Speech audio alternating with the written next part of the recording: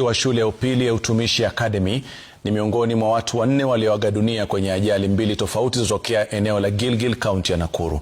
Mama huyo alikuwa akisafiri na mumewe kuelekea shule ya upili ya wasichana ya Utumishi Academy baada ya kujulishwa kuhusu mkasa wa moto uliotokea katika shule hiyo mapema leo. Wawili hao walikuwa wameabiri gari la kibinafsi lililogongana ana kwa ana na trela.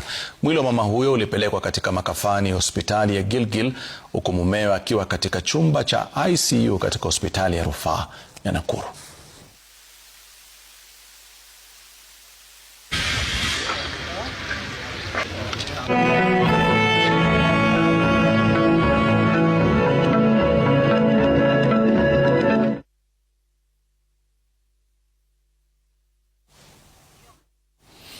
Na mtazamaji, kwa kweli linakuwa pigo kubwa sana kwa familia, kwa mzazi huyo mmoja, na pia linakuwa pigo zaidi kwa wale wanafunzi wengine 16.